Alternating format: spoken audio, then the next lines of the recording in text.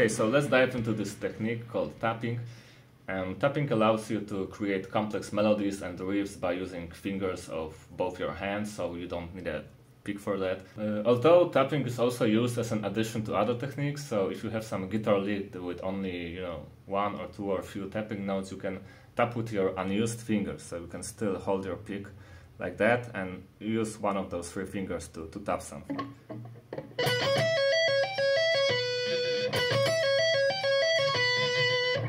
See?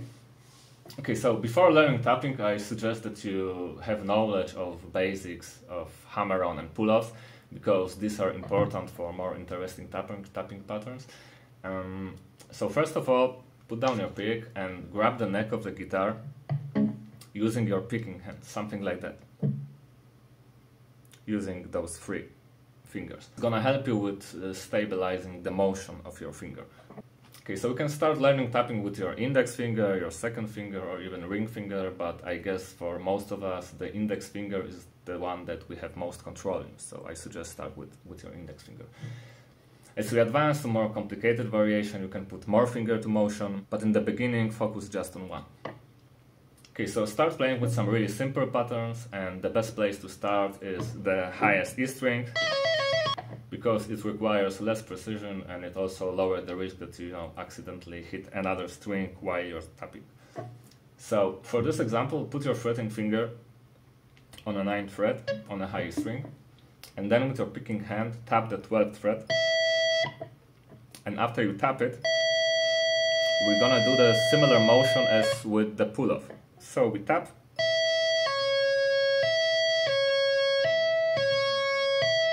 and we do this gentle motion with our finger down. Okay, so with faster tapping, this motion is barely visible. Also, with more distortion, you can just put your finger away without any specific motion down, because everything is much more sensitive, so you just untap your finger in this case, and it also should be fine.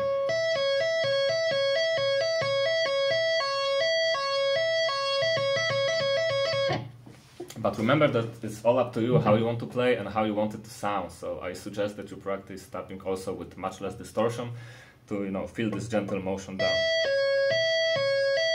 Okay, so now we're gonna learn this simple exercise. So I want you to put your index finger of your fretting hand on a 9th fret and your ring finger on a 11th fret.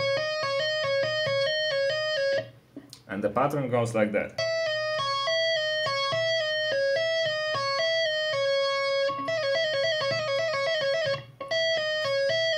The pattern is same for each next position, so we start with a 12 with our index finger of picking hand. Then we move our fretting hand 2 half steps down, so to the 7th fret and 9th fret. And our index finger gonna hit 11th fret. So we have here. And then we go again 2 half tones down, and we hit 5th, 7th, 9th. And then we go back again to here. So it goes like that.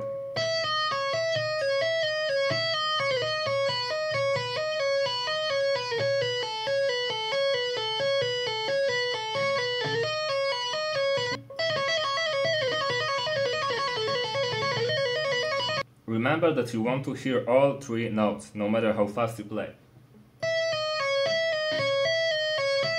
1, 2, 3, 1, 2, 3, 1, 2, 3, 1, 2, 3. You don't want to skip it. You don't want it like that. You want each of these notes to ring properly.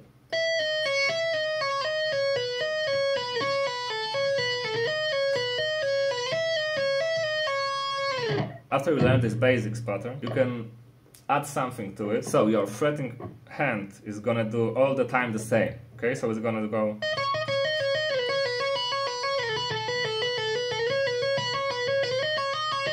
But our index finger can add some different notes to make it sound more interesting.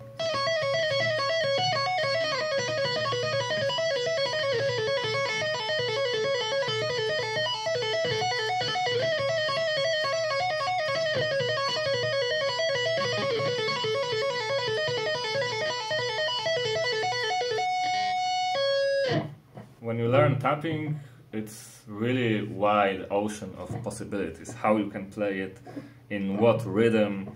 You don't all the time have to play it like that. You can do something like that.